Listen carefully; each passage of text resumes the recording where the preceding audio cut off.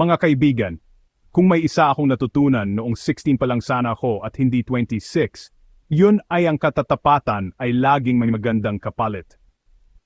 Ako po si Kuya Duan, isang simpleng Uber driver lang dito sa Las Vegas. Isang araw, may naiwang mamahaling Hermes bag sa sasakyan ko. Alam niyo ba kung gaano kamahal ang bag na yon? Bago pa man nangyari ang insidente, nagsimula ang araw ko tulad ng dati. Brake thefts, maraming pasahero ang sumakay at bumaba, bawat isa may kanya-kanyang kwento. Hanggang sa mapansin ko ang Hermes bag na naiwan sa likod ng sasakyan. Pero imbes na itago o magkunwaring walang nakita, agad kong hinanap ang may-ari. Sinubukan kong tawagan ng mga pasahero ko noong araw na yun, pero walang sumasagot. Kaya nagdesisyon akong magpatuloy sa paghahanap, kahit na mahirap. Ilang oras din akong naghanap, pero sa wakas, natagpuan ko rin siya.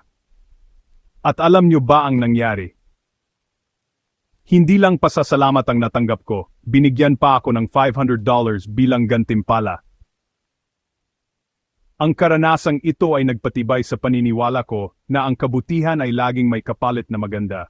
Kaya sa bawat pagkakataon, piliin natin ang tama at maging inspirasyon sa iba. Ang kwento ko sana ay maging paalala na kahit gaano pa kahirap ang buhay, ang pagiging matapat ay laging may magandang balik sa atin. Kaya sa susunod na may makita kayong naiwang gamit, alalahanin niyo ang kwento ni Kuya Juan. Piliin lagi ang tama, dahil minsan ang simpleng kabutihan lang mayroon ng malaking gantimpala. Kung nagustuhan ninyo ang mga maikling kwento tulad nito, huwag kalimutang mag-subscribe sa aking channel.